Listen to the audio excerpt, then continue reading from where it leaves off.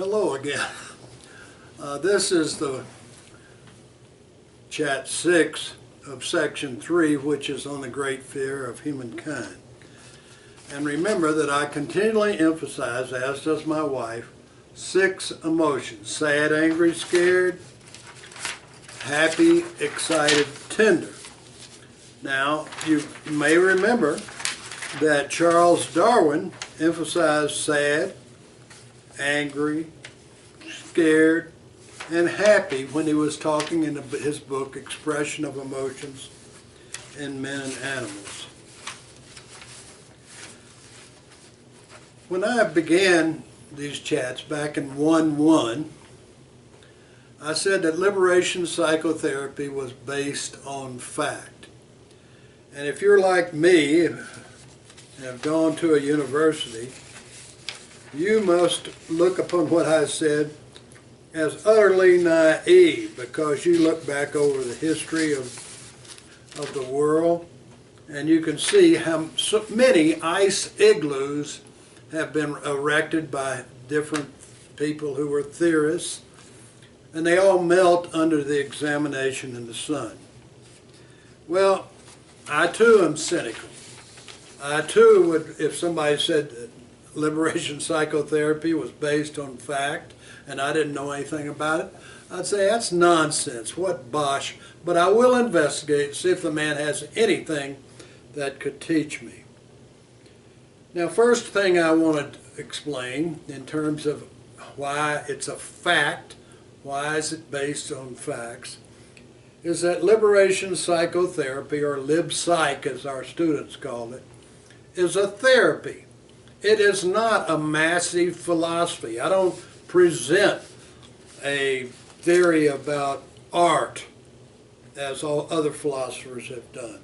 I don't have a philosophy of history, of diplomacy, an understanding of war, an explanation of the role of science and how you can learn in education. I'm not talking about that. I'm talking about the healing of a soul, particularly a soul that was once beautiful. Now, there was a philosopher in our time named Dr. Karl Popper. Can you see that? And I also mentioned Dr. Paul Ekman and Dr. Paul Bloom in my short defense that liberation psychotherapy is, in fact, based on observable empirical data. Karl Popper, who I really like, did not like psychoanalysis. He said it was not a science, as Freud said, because you couldn't prove it right because it wasn't on a table, you couldn't examine it, and you could not prove it wrong. He introduced what he called the falsification test, which is big words. It simply means you got to be able to prove it wrong. Well, I will go with that. So, like I mentioned, Ekman and Charles Darwin. Charles Darwin's book on emotions was written in 1872, so that's over 150 years ago.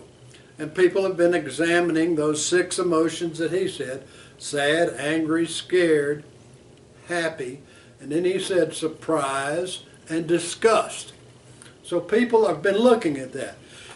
Dr. Paul Ekman worked at the National Institute of Health and various graduate programs around the country, and he has been doing research across these decades. He was born in 1934, on the emotions of Charles Darwin. And can you see them in faces all over the world of humans? Can you see it in apes, wherever they are, in a zoo or whatever?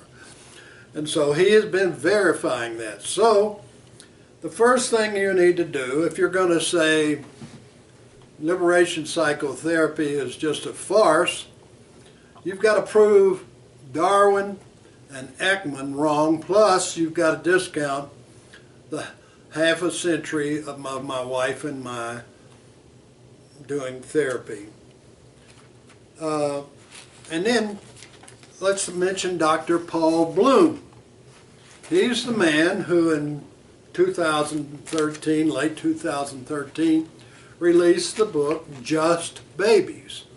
He says that in the infant research lab at Yale University here in the 21st century, they have observed children 4 months of age and up before they can learn language, and whether or not inbuilt in the system is a moral reaction, that they have a sense of empathy and compassion and love and concern about thievery or whatever, and they set up all these little experiments. So if you want to prove liberation psychotherapy wrong about saying we're going to try and return to the beauty of soul that babies have, you'll have to prove Paul Bloom and his wife, who runs the research thing, wrong.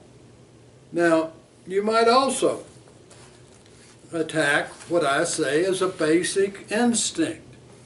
Now, innate, Darwin says, are these muscles in our face that show emotions. So that would be one way. You can say, hey, that's not true. We don't have scare and built into the human organism or the ape organism, our closest relatives, evolutionarily speaking. So you have to prove that wrong, because I say that's an instinct. And that's the way to worm into somebody's psychology, and it's the way to build them into here and now freedom.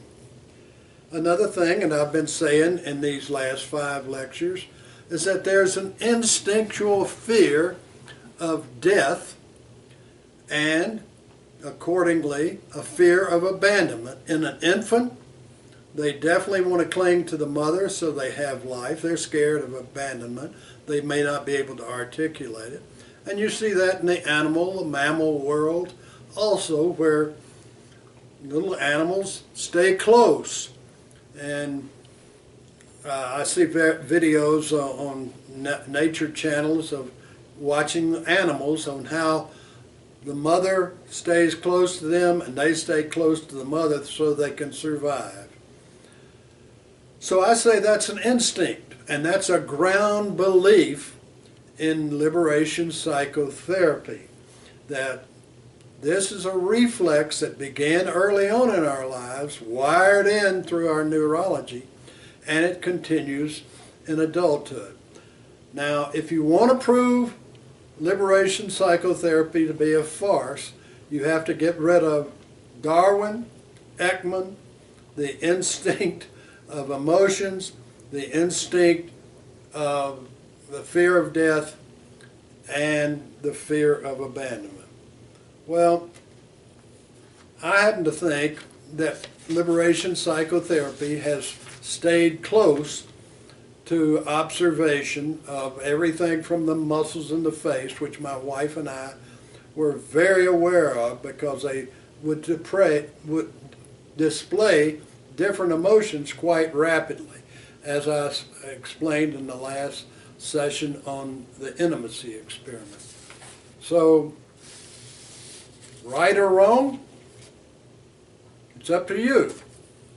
I think that we have stayed close to observation and empirical data. But then I have this poetic reflex to one of Shakespeare's sonnets. If this be error, and upon me proved, I never writ, nor no man ever loved. And so, if I am wrong, if my wife is wrong in liberation psychotherapy, using another phrase from Shakespeare, LibPsych is a tale told by an idiot, 2 old idiots, and is full of sound and fury, and signifying nothing. Thank you for watching.